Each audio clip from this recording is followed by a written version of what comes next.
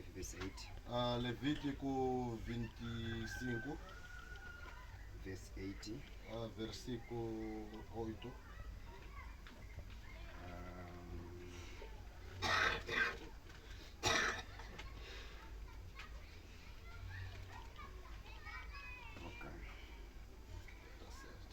Ndipo uziwerengere masabata a zaka zisanu ndi ziwiri. Zaka zisanu ndi ziwiri.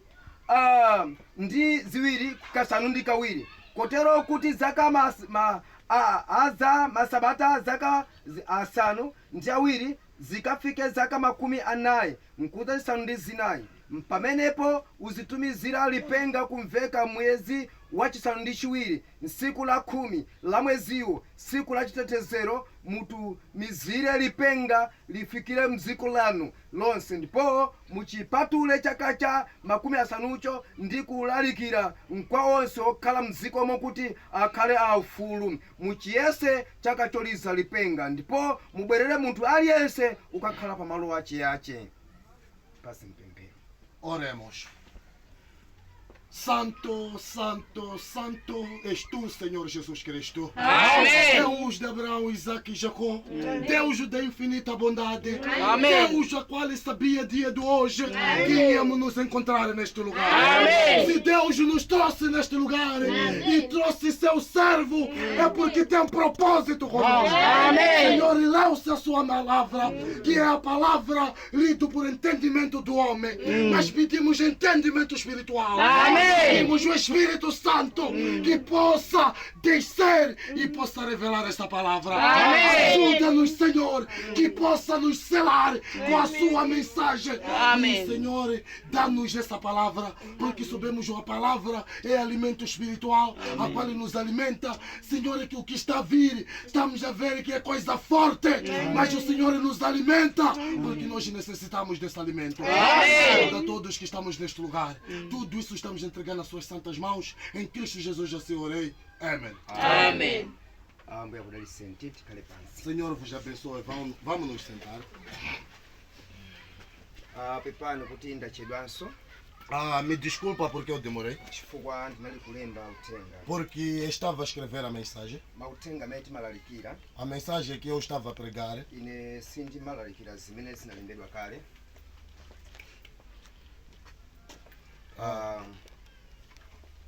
Sikuti timalalikira zolembedwa kale kawiri. não é porque nós costumamos ler o que está escrito em duas vezes. Tati mangolalikira zokhazokhazo ayi. Simplesmente nós costumamos pregar isto. Timalalikira zimene zimachokera kumwamba. Nós pregamos aquilo que sai do Kati alto. timanena kuti mzimu era uli ndi moyo. Se falarmos que o Espírito Santo está em vida, Komanso nthawi ya Brother Branham também o tempo do irmão Branham zimachokera kumwamba. está aí do céu, Iye nkumalemba. ele escrevendo, Kumawuza anthu kuti ambuye akuti. dizendo que falando para as pessoas que o Senhor está a dizer aqui, Kutanthauza kuti mulungu ali ndi moyo pa nthawi imene. mostrando que o Senhor está em vida naquele exato Then momento. machedwa ndimalemba uthengawo. Por isso estava a demorar, eu estava a escrever essa mensagem. Sadakele ndimakuwuzani kuti tikhandi kupanga masamu. É por isso hoje eu estava a vos dizer, havemos ter cálculos. Tiye masamu amenewa Esses cálculos timalinga ndimene timalalikira zulo. é como nós pregamos ontem, Chifukwa cha chisangalalo chomaliza. por causa de o último jubileu. Ndiye tafotokoza zambiri zokhuza chisangalalo chomaliza. Pregamos muitas coisas a falar por causa de o último jubileu. Ndiye timanena kuti kuyambira Adamu kafika Adamu kufikira Abraham. E falamos isso, começar de Abraão, de Adão até Abraão, Zinatenga zaka 2000. levou 2000 anos. Kenaka zinatengera majubileu kwana 40. E levou-se 40 jubileus. Ndiye kuyambira Abraham Começar de Abraão kukafika pa Ambuye Yesu até chegar no Senhor Jesus, zinatenganso majubileu 40. levou-se também 40 jubileu. Ndiye kuchokera pa Ambuye Yesu E sair do Jesus kuti tikapeze mkwatulo até encontrarmos o arrebatamento, pakufunikanso majubileu 40. precisa-se também 40 jubileus. Ndiye kuyambira kuchilengedwe Começarmos na criação nkukafika mkwatulo wa mkwatibwi até chegar no arrebatamento da noiva, zizatengera majubileu 120. tem de se levar 120 jubileus. Ndiye tinanena kumapanga masamu pansi menezo Então precisamos fazer cálculo nessas kuti coisas. tionenanga kuyambira pati nkupita kuti. Se vermos começar de onde vai terminar aonde. Ndipo ine ndinanena kuti E eu disse que aqui. kuyambira adamu Começar Adão mpaka na nthawi ya chigumula cha nowa até chegar no tempo de destruição de Noé. sinafika 2000 years. Não chegou 2000 anos. Aí. Não. zinali zaka 1000 ndi pang'ono pokha. Era 2000, era 1000 e qualquer coisa anos. sizinafika 2000. Não chegou 2000 anos. palibe lemba likuli na zimenezo. Não tem escritura que está a dizer isto. ndi pang'ono pomwe. Em nenhum momento. koma zinangotengera zaka 1000 ezo pang'ono pokha. Mas se levasse 1000 e alguma coisa, kenaka mulungu anakuyandira anthu apa dziko e lapansi. Deus girou-se com pessoas da terra anagwetsa chigumula anthu onse anaonongeka. e destruiu e trouxe jogo e todos perturbou. ndiye kuyambira adamu E começar de Adão kufikira nthawi ya nowa até chegar tempo de Noé, panatengera majubileu 20. levou-se 20 jubileus. ndiye kuyambira pamenepo nowa E começar de Noé kukafika pamene yehova anafika pakomo pa abrahamu. e até onde o Senhor chegou na casa de Abraão. tinapeza kuti panatengeranso majubileu 20. Vimos também que se levou-se 20 jubileus. ndiye kuphatikizapo zakwana majubileu E 40. juntando isso, chegou-se 40 jubileus. ngati zimene kuna zindiboza Se isso que eu estou falando é mentira, tiyeni tikatenga pano mu m'bado wa adamu vamos ir levar na era de Adão. pamene pamuzaona kuti anatha zaka zingati. E ali vão ver que quanto tempo durou. ndipo mupeza baibulo liyankhula lokha. E vão ver a Bíblia dizendo sozinho. choyamba muyang'ane zaka zimene zina ndi adamu. Primeiro você tem de ver o ano que tinha Adão. ndiye kenaka akamalira E quando ele morreu. mwana wobadwa yonse amakhalisa zaka zingati. E aquela criança, quando foi nascido, ficou com quantos anos? ndiye mukapanga masamu E quando fazer cálculo, mumapeza kuti vão encontrar aqui. adamu Adão anakhala ndi moyo ficou em vida. zaka 930. Ficou em vida 930 anos. zinakhala zokhazo. Somente ficou assim. ndiye nthawi E imeneyi nestes anos, anabala ana amuna ndi akazi. nasceu criança de homem e de mulher. koma anabadwa mwana wa chiwombolo Mas também nasceu-se o filho da redenção. amene anali Seti, E qual era Sete? mwana wa chifanizo cha adamu, A criança que era a imagem de Adão. chilengedwe cha mulungu. E a criação de Deus. ndiye Setiyo E este Sete anakhala moyo ficou em vida zaka 912 o ano 905. kuyambira pamene anabadwa Enquanto ele nasceu, kukafikira pamene adamu anamalira até onde Adão morreu, zinatengera zaka 800 chakuti. levou-se a 800 italianos. kenaka Mas pamenepo ali, pamene amapesa zaka 912 quando cumprisse quase 912, yesu anamwalira. e o Senhor morreu. kali kumbesa Amen. ndiye kenakanso Mas também Seti anabala Enosi. Sete nasceu chamado Enos. ndiye Enosi E este Enos anakhala zaka 800 chakuti. ficou quase 900 e qualquer coisa. 800 e tal 800 e tal. pamene amakwanisa zaka 905 Quando completou 905 anos, yesu anamwalira. ele também morreu. zimatipanga chonchi E isso aconteceu assim. muzindisatira bwinobwino. Vamos seguir. chifukwa lero Porque hoje ndi tsiku la masamu. é dias de cálculo. tikufuna tiziwe Queremos saber kuti ndichoona tikapena se é ndiboza mentira ou verdade. zimene mzimu akubweza pakali O que a pano. Espírito está fazendo no vosso tiyena meio. kupanga masamu Devemos fazer cálculo. tikamati nthawi yayandikira Quando falar o tempo está próximo. tizinena choonadi Devemos falar a verdade. pakana Até tilalikira chaka chovomerezeka pegar o ano aceitável. chimene anthu ati apulumutsidwe. As pessoas têm de ser salvas. chifukwa ayuda Porque judeu ali ndi madeti ya tem miyezi seus datas, seus meses. imene ati apulumutsidwe. Agora eles vão ser salvos. malingana ndi levitiko Porque 25 20 com 25. kwati kumbesa chiwombolo cha ayuda A redenção de judeu chili ndi madeti tem datas. singatifya mitundu ayi Não é como nós, gentios. malingana ndi kulemba kwa mzimu woyera Como escreveu o Espírito Santo mawira mpana no profeta William ali Branham. kunena kuti Está a dizer que pamene ayuda enquanto judeu, akaota nsembe quando queimar o sacrifício yotetezera machimo de cobrir o pecado, masembe imeneyo e este pecado, ndi alevitiko e 25 ele no Levítico 25, ndi akaota e nsembeyo quando assar esse Sacrifício. sacrifício, ndidapeza kuti vamos encontrar aqui. ayuda onse Todo judeu akhale afulu vão ficar livres ndi nsembe de sacrifício, yopepesera machimo de perdoar pecado. ndi akamaota nsembe imene Quando assar este sacrifício. Branham akuti Branham está dizendo, akangoita nsembe imene quando assar este sacrifício, nsembe imene iyi este sacrifício, azaiwota pa 10 vão assar data a Deus. mwezi wa 7 No ano 7, tikatenga kalendala ya chibaibu se pegarmos o calendário da Bíblia, yomwe ili kalendala ya a chihebri qual é o calendário de judeu, tikupeza kuti estão a encontrar aqui. deti limeneli Esta data lizakwanira vai acontecer 25 Oktoba de dia 25 de outubro. ndiye pamenepo E aí, iwaza ocha nsembe eles vão assar o sacrifício. pa dati ya limeneli Esta data, akangocha nsembe iyi assar o sacrifício pamalo olondola no lugar santo. osati kusilo monga ochera chaka chino Não é iyayi como em Síria, como assaram este ano, não. iyayi Não. papiri loyera lija Naquela Monte Santa, akangocha pampacha agaçar ali. pa dati limeneli Nesta data, nsembe ikayankhidwa e sacrifício quando será sempre. amitundu akupita kumwamba Os gentios estão a ir. chifukwa tizapanga vice versa Porque vamos estar a tratar vice-versa. pa dati limeneli Nesta data, lawira moto e coluna de fogo lizachoka kuno vai sair aqui, kumapita kwa vai ayuda entrar no Judeu ukasatira nsembe iyi e receber o kuti sacrifício akakhulukire ayuda para perdoar os judeus. ndi akamapita E quando entrar, iwe ndine você e a mim, tizauluka nawo palimodzi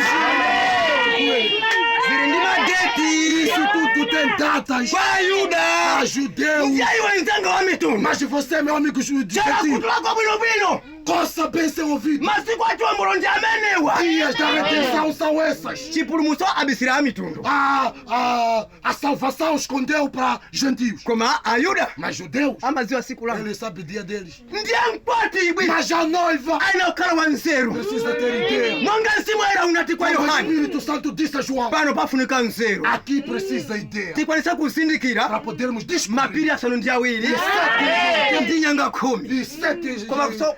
chifres. komanso Mas, ndi mkazi amene akwera pa chirombo e esta mulher que subiu na besta, zitengera msimu woyera isso precisa Espírito Santo. ndiye danieli E Daniel, atalandira masomphenya quando viu as visões pa chiwombolo e chake a sua redenção, ngelo anabwera kwa iye o anjo veio a ele. ngabwera ine Vim eu kuzakuza iwe vir dizer a você kuti uzimvesa que eu ouvi za masomphenya desta visão, chiwombolo chanu a vossa redenção zitatengera vai levar zaka 400 que 1400 400 anos zaka 434 e 434 anos. iwaza manga mzinda Vocês vão amarrar uma cidade. zikatero Quando acontecer, mesiya zabadwa Messias irá nascer. ndiye zikatero Quando ser assim, chiwombolo chizabwera a redenção virá. ndiye pa 1528 No 500, 1528 1528, pamene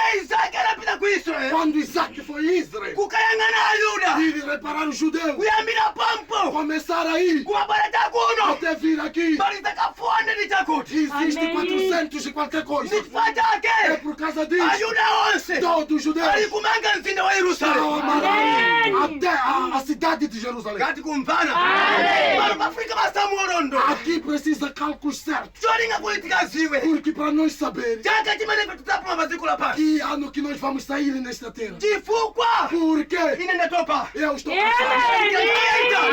Muito tempo. chimene ndasala nacho O que eu fiquei com ele. ndikungomva kwera likuno Somente estava ndikamva siku limenelo E quando eu vir esse dia, ine ndizanyamuka eu irei sair. monyadira E aqueles que estão kumapita perseguindo, kwa ambuye yesu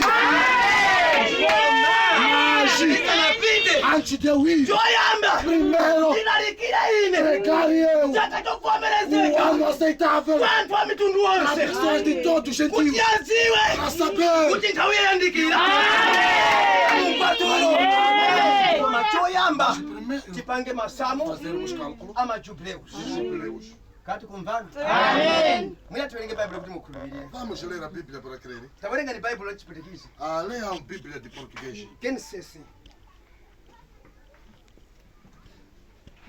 Genesis 5:1 mpaka na 6 amene ndi chipwitikizi irmão você pode ler aí não tem problema Qualquer irmão pode ler, não tem problema. mukuza kuwerenga mbali palibe vuto 5:1 até 6 kuti mvese Para podermos compreender kuti zimene ndikuenda zinsoona se eu que estou a falar é certo.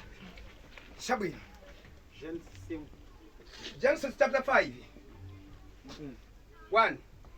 Este é o livro das gerações de Adão. Ili ndi buku la mibado ya Adamu. No dia em que Deus criou o homem, Siku limene Mulungu anamulenga munthu a semelhança de Deus o mu fez. chifanizo cha Mulungu anampanga. Macho e fêmea os criou Mamuna ndi mkazi iye anawalenga. e os abençoou. Ndipo anawadalisa. E chamou o seu nome Adão. Ndipo anamutcha munthuyo zina lake Adamu. No dia em que foram criados. Siku limene iwo analengedwa. 3. 3. E Adão viveu 130 anos Adamu anakhala moyo zaka 130 years. e gerou filho à sua semelhança, Anabereka mwana mu chifanizo chake conforme a sua imagem, malinga ndi khalidwe e lake. chamou o seu nome Sete. Anamutcha zina lake Seti. 4. 4. E foram os dias de Adão, Masiku a Adamu ndi awa. depois que gerou a Sete, Atamubereka Adamu Sete 800 anos e gerou filhos e filhas. zaka mazana 80 anaamuna ndi akazi. 5. 5. E foram todos os dias que Adão vive 930. Ndiye Adamu anakhala ndi moyo zaka 930. Zimene ndalemba apa. Morreu. Anamwalira. Bamwasikiri. 6. E viveu 705 anos Sete anakhala ndi moyo zaka 105. e gerou a Enos. Anabala Enos. 7. 7. E viveu 7 depois que gerou a Enos. Anakhala ndi moyo Sete atabala Enos. 807 anos Anakhala ndi moyo zaka 807 e years. gerou filhos a filhas. Anabereka anaamuna ndi akazi. 8. Tiye nawo. E foram todos os dias de Sete Masiku onse a moyo wa Sete 912 anos ndi zaka 912 years. e morreu. Anamwalira. Stop. Mukoza kukhala pasi mbali wanga ndifuna kuyankhula china chake. Pode sentar, meu irmão. Quero falar alguma coisa. Apo ayankhula za chilengedwe poyamba Adamu. Aí falou de criação primeiro de Adão. Kenaka anayamba kumawerenga zaka. E depois começou a contar anos. Mumapeza kuti Vão encontrar aqui. pachiyambi Mulungu atamulenga Adamu No começo, quando Deus criou Adão, anawalenga mamuna ndi mkazi siku limodzi. criou macho e fêmea no mesmo dia. Anawadalisa E abençoou. ndipo anawawuza kuti achulukane agonjesa dziko E lapansi. disse: multiplicais e enchei a terra. Ndiye kenaka tupeza E kuti estamos a encontrar aqui. anakhala ndi moyo zaka 100 chakuti. E encontramos, ficou em vida quase 900 anos. Ndinafuna kuti muvese bwinobwino pamenepo. Quero que vocês entendam bem aí. Kuyambira pamene Mulungu anamulenga Adamu Começaram no dia que Deus criou Adão. Genesis 1 No Gênesis 1. tikupeza kuti Estamos a encontrar aqui. Adamu ndi mkazi achanakhala ndi moyo mazaka matrillion.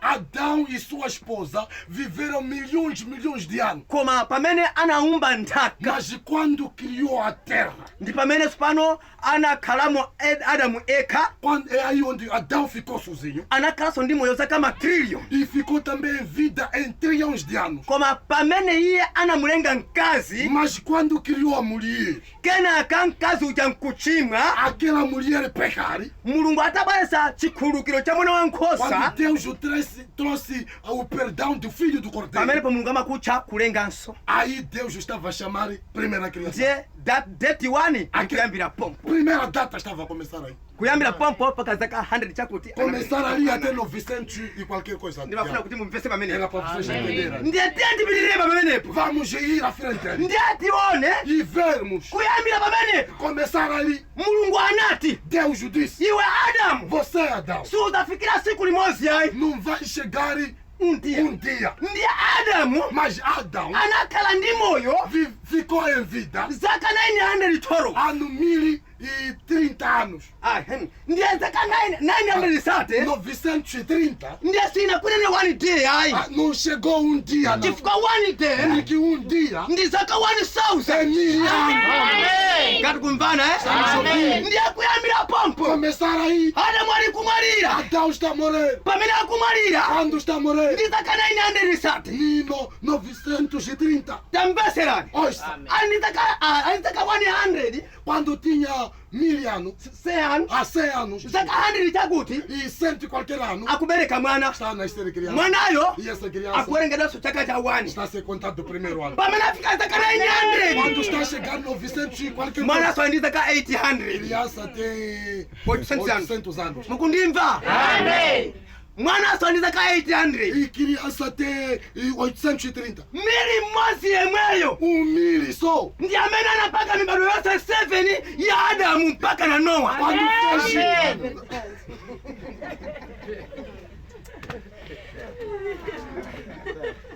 Mwambesa pamenepo ndizilemba é de escrever. inenso ndinaphunzira kwambiri paja Eu mkuziwa também. ndizilemba É de escrever aqui. ine ndimakonda kwambiri mzimu woyera Eu amo muito o Espírito Santo. chifukwa pamene ndinakhala mchipindachi Quando eu estava no sábado, anatitenga cholembera chako uzilemba disse: leva a tua caneta e escreva. ndinayamba kulemba E izi eu comecei a escrever. ndazilemba mchipinda E eu uno escrevi aí no quadro. pacholinga kuti ndisayiwale zinazo Porque não, para eu não esquecer alguma coisa. chifukwa ndimangodalira mzimu ena kuyankhula mmasomphenya Que eu confio o Espírito Santo me falar na visão. so ndimaziwa Porque sei. kuti ambuye yesu Porque o Senhor Jesus, akuyankhula ndi mkazi wa moyo ali pamwe ninguém é aquele que está em vida nesse dia. zakale Não ayi é de muito tempo. kwatibwa zija za lero A noiva como é de hoje. kolinga kuti akhale ndi moyo wosatha tilalikire chaka chovomerezeka Pregarmos já não aceitar. sikulalikira ngati aneneri akale Não ayi pregar como profetas nthawi antigos. yayandikira O tempo está zaka próximo. 500 E 900 anos. nthawi yayandikira O tempo está zaka próximo. 1000 Militariano. nthawi O yayandikira tempo está próximo. 1500 Se 2000 anos passarem. ndi ayi Não. amwene nthawi yayandikira nchoncho É, o tempo está próximo esse. iya Não. muzini nachonadi Falar a verdade. yesaya 61 Isaías 61. atafika mu siku lake Quando chegou no dia dele, yesu analalikira ele pregou. mzimu wa mulungu uli pa O ine Espírito Santo está em mim. ulandizoza ine Ungiu a mim. ndilalikire chaka chovomerezeka Pregar o ano aceitável. kuti anthu asali mu As ukapolo pessoas saírem da akhale escravidão. omasulidwa yesaya Isaías. anali woombola pa chibale pa nthawi yake Estava no dia da redenção do irmão. leronso Hoje, mzimu o woyera Espírito Santo wandizoza ine ungiu a mim. dziko la mitundu E terra de gentios. ndilalikire choonadi Pregar a verdade. kuti onse omangika Todos que estão abwere presos. mu chiwombolo cha ambuye yesu nthawi yake ndi imeneyi O tempo dele é este. ine ndi mkwatibwi iwenso ndi mkwatibwi Eu sou a noiva, você é a noiva. mzimu woyera unati O Espírito Santo disse: mkwatibwi azalemba baibulo nós escreverá a Bíblia. ndiye tikulemba lathu E estamos a escrever nosso. Amen. chabwino Tá bem. pali one day Há um dia.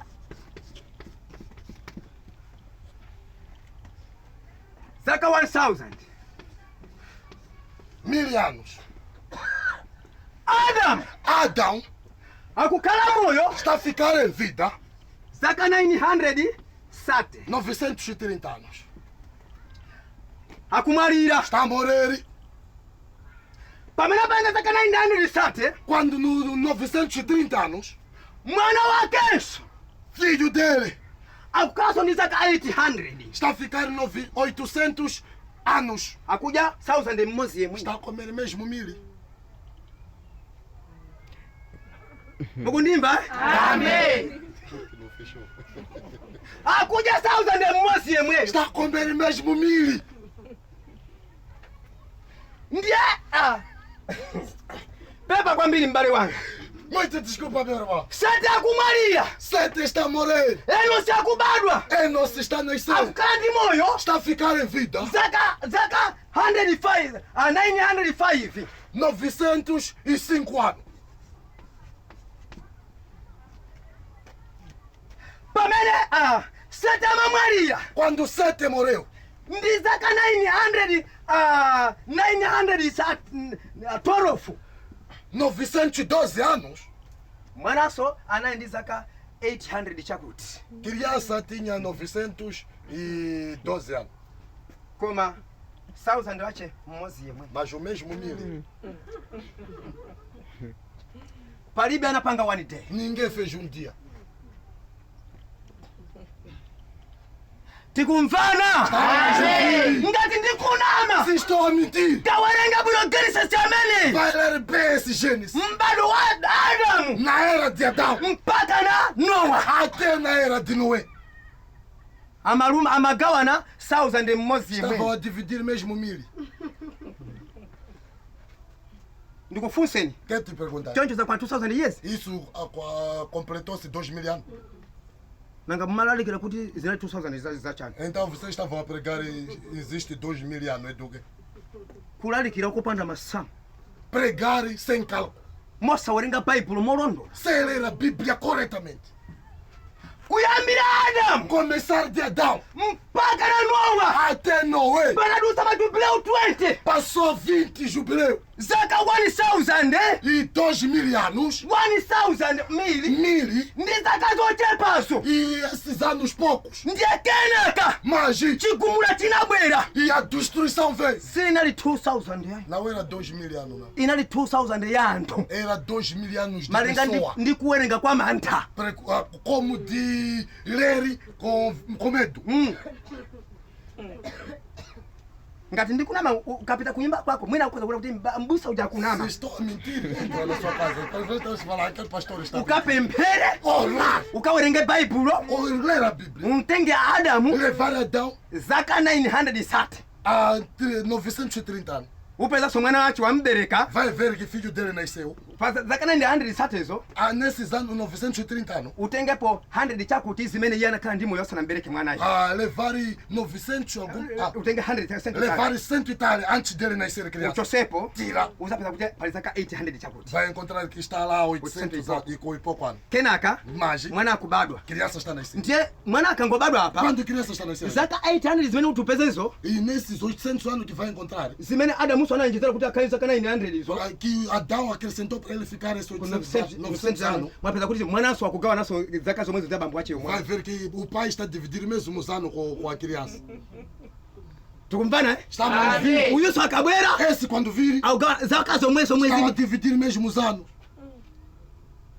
Kati kumvana? Estamos a vir. Mpaka na Até 1000 mil. pamene zimakwanira bwinobwino. Quando concretizou bem, bem, Diluvio inabwera dilúvio veio.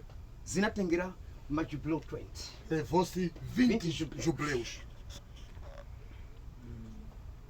Masamu olondola ochokera kwa Mulungu. Cálculo certo saindo do Senhor. Zimene ndikulemba nazozi Isso que eu estou a escrever com ele. ndizije zimene zinampangisa Mose kulemba Genesis. É isso que ele mostrou Gênesis, a Moisés escrever Gênesis. Zimene ndikuzine nazi simunaziziwe kuyambira mkale lomwe. É o que eu estou a falar, vocês não sabiam desde muito. Koma pano panga ngakhale zinalembedwa. Mas se aqui for escrito, Inu munalephera kuziona. vocês também estavam discutindo. Chifukwa mzimu umene umali pa Bible sunabwerebe pai. Porque os espíritos que escreveu a Bíblia era antes de vir. Ndiyelemba linati kwambale Branham Porque a Bíblia diz ao irmão Branham kuti que mkwatibwi a noiva, mawu a Mulungu azakhala mwa mkwatibwi. a palavra de Deus estará na noiva. Ndiye mkwatibwi azakhala ndi kulemba kwa Bible. E a noiva estará a escrever a Ndiye Bíblia. mkwatibwi yo E esta noiva ndine sou eu. ndiweyo. Amen. Ine ndikulemba langa. Eu estou a escrever mesmo. Iwenso uzilemba lako. Você escreve. Iwe uzalemba bwanji. Você vai escrever mesmo. Mwina uli kuyenda. Enquanto está andando, Uzapeza omwalira. vai encontrar morto. Uzanena. Vais falar. Musakaike. Não duvida. Musakumudwe. Não se perturba. Nyamata iwe. Este jovem. Suka ukhale ndi moyo. Chifukwa mzimu wa Yesu Porque o Espírito do Senhor. ugonera mwa iwe. Koma mabaibulo believer Mas o crente da Bíblia amayena kuti fala aqui. zinatandi mbale Branham Acabou com o profeta. anthu opembeza mafano. Pessoa de adorar ídolo. Mulungu sana mwalire Deus nunca morreu. ali ndi moyo mpaka na Ainda está vivo até hoje. ndiye mukuona masamu akulondola sakulondola. Estava a ver que estava a bater ou não estava a bater? Okay, ndiye sikulondola bwinobwino kwambiri. Eu sei que está a bater bem. Ndi pamene lero ndiye mukhulupirire É por isso que vocês creem. kuyambira Adamu Começar Adão kukafika Abrahamu até chegar a Abraão. majubileu 40 40 jubileu. kuyambira Abrahamu Começar Abraão mpaka chiukitsiro cha Ambuye Yesu até a ressurreição de Jesus. majubileu 40 40 jubileus. ndiye panatusa majubileu 80 E Passou 80 jubileus. passaram-se 80 jubileus. kutanthauza kuti Mostrando que zinakwana zaka 4000 e completou-se 900 8 8 mil há anos. 4 mil anos. Há 4 mil anos. kuyambira Adamu começar Adão mpaka na Ambuye Yesu até o Senhor Jesus. zaka 4000 4,000 4.000 anos. ndi chifukwa chake É por causa disto. ndikulalikira kuti Estou a pregar aqui. tilalikire takatovomerezeka Vamos pegar o ano aceitável. chifukwa chani makalendera akuphonya Porque o calendário está a falhar. kati kumvesa Amen. kalendera ali kuphonya O calendário está a falhar. angekale nthawi zikuphonya Enquanto se o tempo está a falhar, maoranso akuphonya a horas também estão a falhar. tibwerere ku baibulo Vamos voltar na Bíblia. siku la pentekoste No dia de Pentecostes. timve kulankhula kwa petro Vamos ouvir falar de Pedro. tufuna kuwerengesa nyengo Queremos ler mentira. nthawi Ao tempo, chifukwa porque ndikunena kuti makalendala onse ndi olakwika estou a dizer que todos os calendários são errados. koma kalendala yolini ndi ya mbaibulo Mas o calendário verdadeiro é bíblico. koma ngakhale tili ndi kalendala ini ya chiyuda Se temos calendário judaico, ndiye tupeza kuti kalendala yonse ndi yosalondola estamos a ver também que esse calendário não está certo. chifukwa kalendala imene akuiwerenga ayuda pakali pano Porque o calendário que eles estão a ler hoje ikutenga zaka 5783 está a levar 5.083 anos 5.083 anos. Ai, não. 5,783. 5.783 anos. 5.783 anos. Ndiye ndi kalendala imene ayuda akuigwisa ntchito pakali pano. É calendário que judeu está a trabalhar com eles agora. Koma Mas mukakayang'ana nyenyezi ya Jupiter vão ver a estrela de Júpiter, imene inalipo poyamba que estava no princípio, pamene dziko lisanaoneke ndi no diluvio mundo antes de se quebrar com o dilúvio. mumapeza kuti Vai encontrar aqui, nthawi ina iliyonse todo o tempo. imaphonyana ndi maminis Estava ikusiyana maminis estava a se diferenciar minutos ndi maseconds e segundos também. chifukwa chimenecho Por causa disto, nthawi zikuphonya o tempo está a falhar. kuwerenga kwathu Como nós falamos, one day dia zili ndi maora 24 tem 24 horas. sichoncho Não é isto? ndikulondola kumeneko É verdade isso? ayi Não, boza mentira. palibe siku la 24 hours Não tem dia que tem 24 horas. siku lili ndi 12 hours Dia tem 12 horas. basi Somente. usikunso uli ndi 12 hours Noite também tem 12 horas. kulakwika Erradamente. kutenga usiku ndi day kuphatikiza kukhala siku Levar dia e noite juntar e ficar tudo a mesma coisa. baibulo anati A Bíblia diz kuwala anakutcha masana siku a noite. kuwala O brilho. anakutcha masana E chamou dia. anacha siku E chamou dia. mdima E estreva. anaucha usiku Chamou noite. mulungu ndi burutu Deus é bruto. kutenga mdima kuucha usiku Levar noite chamar. Levar escuridão chamar noite. iwe kutenga siku ndi mdima kuphatikiza Você levar noite e dia juntar, não é maluco? ndi chifukwa chake É por causa disso. mipingo yambiri Muitas igrejas imatenga chikunja ndi chikhristu kuphatikiza costumam levar muitas igrejas misturas. chifukwa chake ali 24 hours Porque tem 24 horas. pamene mkwatibwi Mas a noiva ali 12 hours tem 12 horas. Amen. É verdade. tiri kupanga masamu a nthawi Estamos a fazer cálculo dos dias. komanso tikapitanso ku kalendala wa mwezi Mas vamos entrar no calendário dos meses. koma apati patiyang'ana makalendala a nthawi Mas queremos ver o calendário dos dias. ndi la siku E de. tione kusiyana kwake E vermos a diferença deles. ndiye tini tipitenso pano ku machitidwe chapter 3 Vamos entrar no Atos dos Apóstolos Atos Apóstolo 3. capítulo 2 3 ou 2. pepani abale yanga Muito desculpa, meus irmãos. koma tati tilalikire chaka chovomerezeka Mas é para pegarmos o ano aceitável.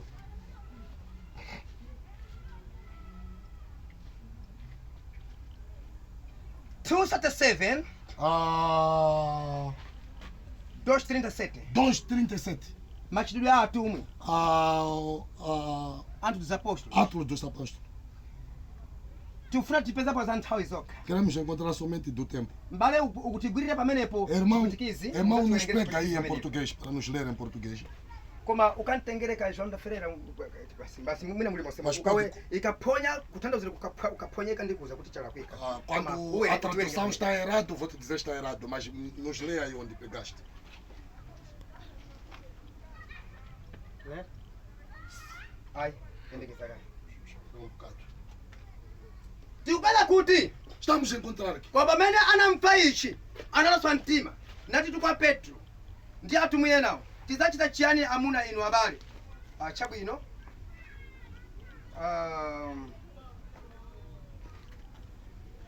ndikungofuna ndipo tione chivomerezo cha Petro.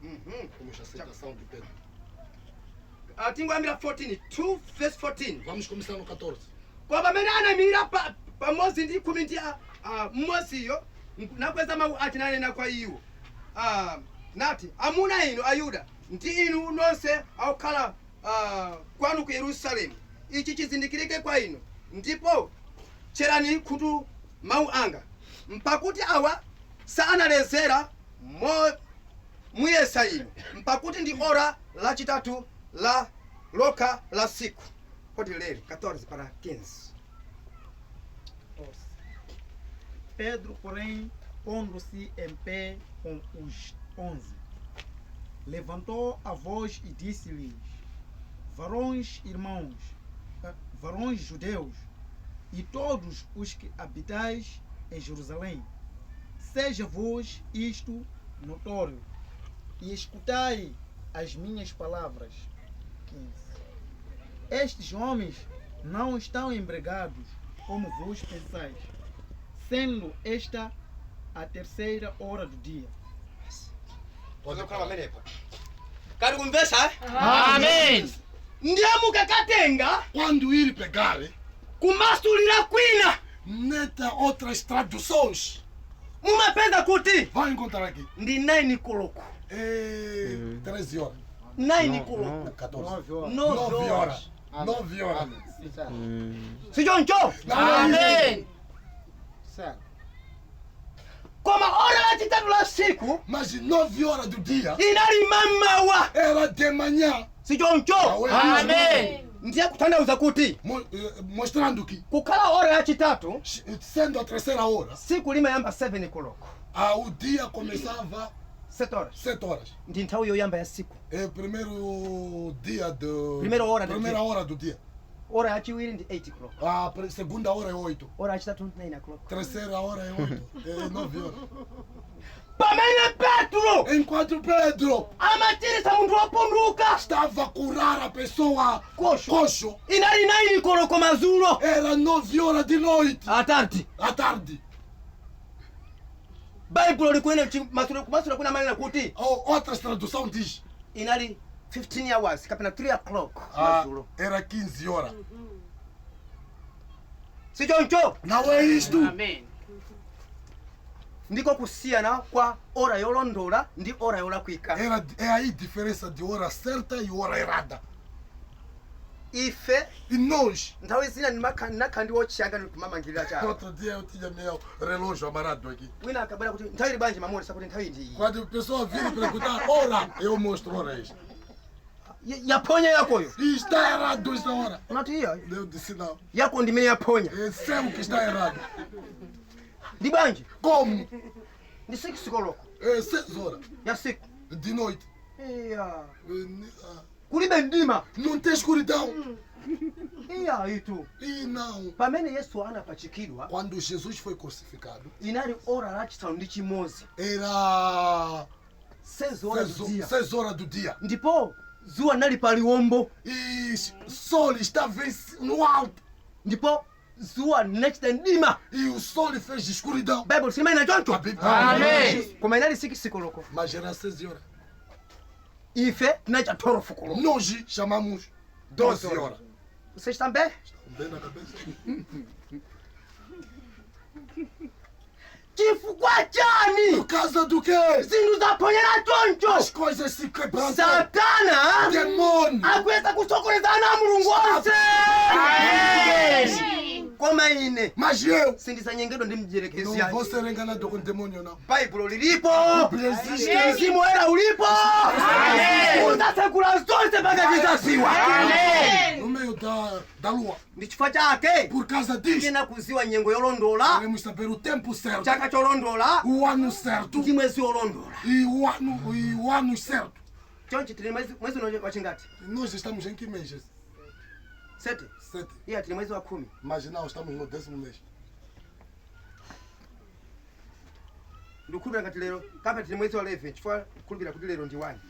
Talvez estamos no 9º mês, mas eu estou a crer que hoje é data 1. 11. 9. 11. Mês de 11. Iwo tiwaphunzira. Wewe unaphunzira Chingerezi? Eu creio que Chonchi apa lero ndi 1 mwezi wa 11. assim estamos no 1 de novembro. Koma muli mwezi wa inuwe muli mwezi wa 7. Mas vocês estão no 7.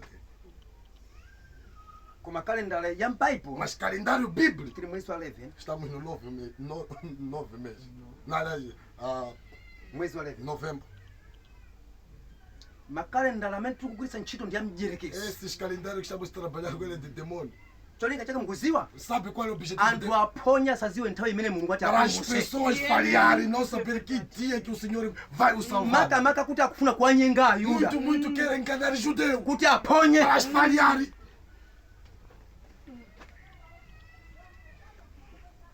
Kati kumvana eh? Amen. Ndiye tendika tizenda sopano. Vamos ir. Ndiye ndikhulupira kuti tikusatira bwino bwino. Eu creio que estamos a nos seguir bem. Ndiye ndinanena E kuti eu disse que, kuyambira tsaka 1528 começando no 15:28, 15:28, tinapeza kuti encontramos que Mulungu anayamba kutandiya Yuda Deus começou a fazer com os judeus mu chaka cha 1528. no ano 1528. Ndiye kuyambira konko Começaram aí, anayamba kumapanga sopano kumanga kwa mzinda wa Yerusalemu. começaram a construir a cidade de Jerusalém. Ndiye William Branham William Branham, iye analalikira, ele pregou, iye analosera ele profetizou 1977 em 1977 kutakhala chisangalalo. vai existir um jubileu. Kwati kuvesa eh? Amen. Kodi Branham sanaleme choncho Branham não escreveu isso. kuti anthu adzapita kumwamba As 1977 pessoas vão no céu em nanga 1977. zinachitika Isso aconteceu, ayi zinaphonya isso falhou. nanga Branham ananama Branham mentiu. iyayi Não, iye analondola ele se acertou, koma pang'ono anaphonya mas pouco errou. chifukwa Porque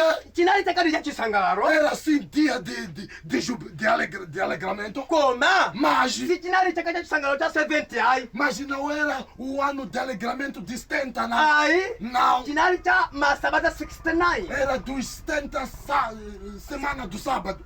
masabata 69 A 69 semanas. chinali sanakwani masabata 70 Era antes de completar 70 akwa mitundu para judeus, para gentios. malinga ndi kutapa kwa William Branham Por causa de cansar do profeta, analalikira ele pregou 77 76. tidapita kumwamba. Vamos entrar no céu. Iyeya chimwene Não, irmão. munafulumira munachita kutopa. Adiantou porque cansaste.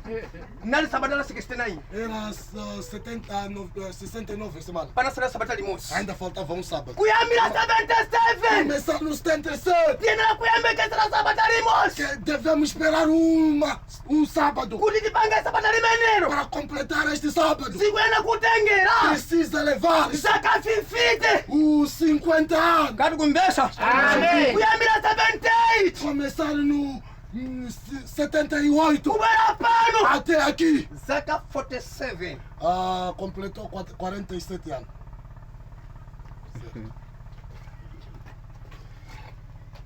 tikumbana Amen. tikufuna kupanga sabata la zaka Queremos pegar o sábado, 70 semanas do sábado, da semana.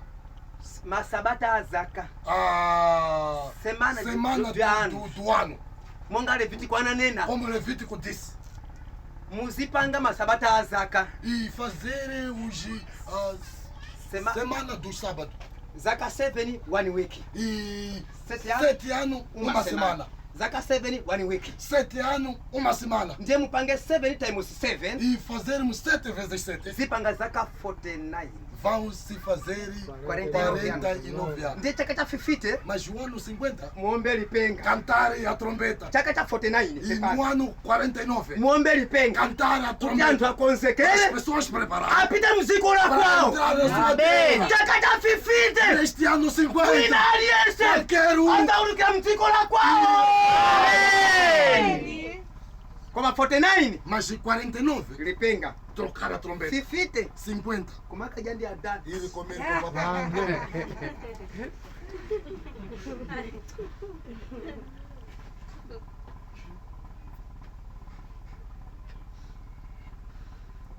Ndizimzotha kwambiri kukamba zimenezi. É coisa muito perigosa falar isto. Iwe mpaka nakuti uziwe Você até saber kuti kuyambira Adamu que começar de Adão mpaka na Nowa até Noé, panangodusa zaka 1000 zokha. só passaram 1000 anos.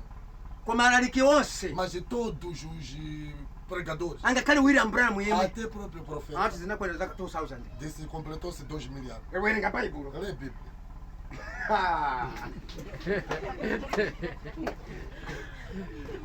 Upeza zaka 1000 chimodzi kumweyo akulumanira Vai lomwe encontrar que todos estão a comer só 1000 anos. iyayi tikumthokoza Mulungu Estamos a agradecer a Deus. chifukwa kanapana kundisiyira zimenezi Porque se não me desse isso, ine ndikanalalikiro cha eu ia pregar o quê? nana kuti andisiyire izi Era necessário que ele me dê isto tizilalikiraso zimenezi para pregarmos isto.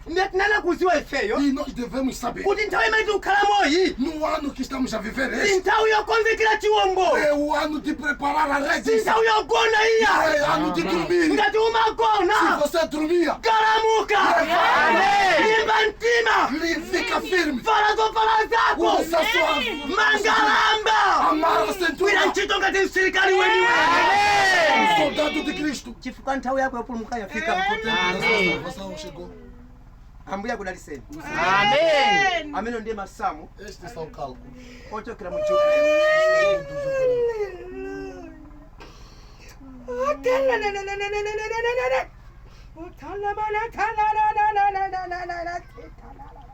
Receba, receba a verdadeira palavra, receba.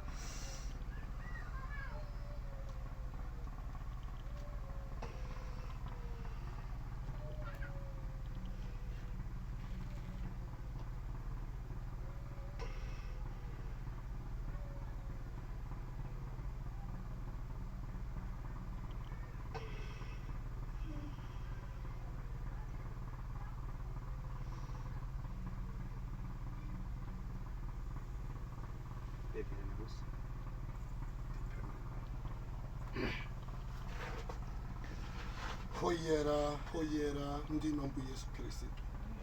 Ambuye tiri kukonderwa, tiri ambuye Yesu Kristo ovesesa zimenezo pamene ambuye mukuyankhula pakati pathu.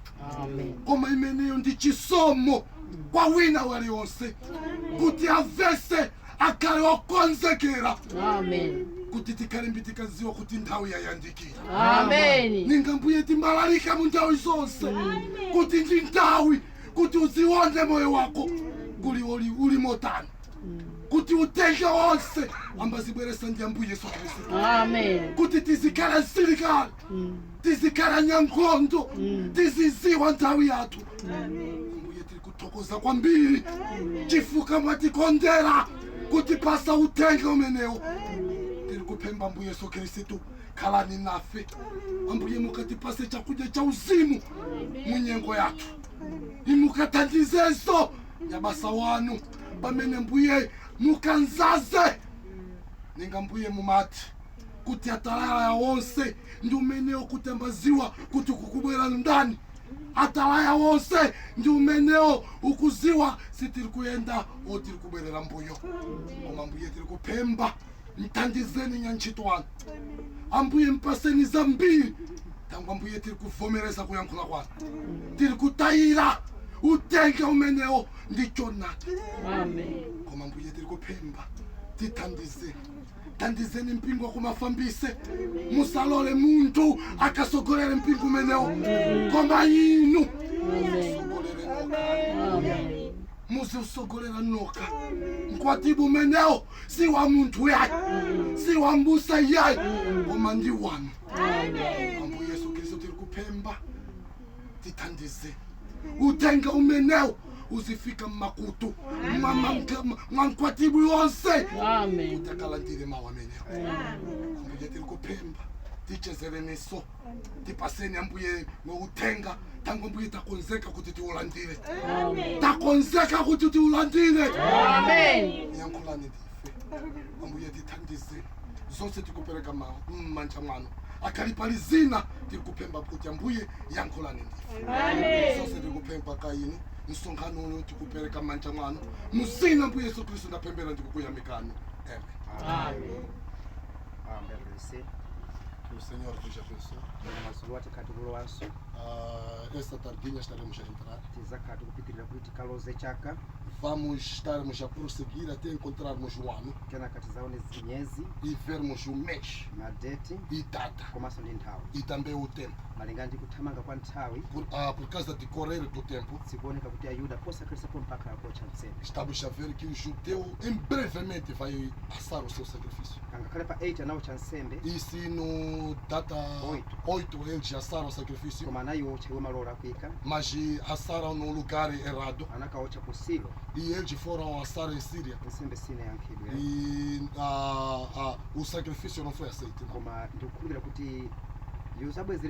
Mas estou a compreender que eles vão fazer retornar de novo e vai ser certo. E qualquer momento pode acontecer. Cuidar, o tempo está próximo. O Senhor veja bem.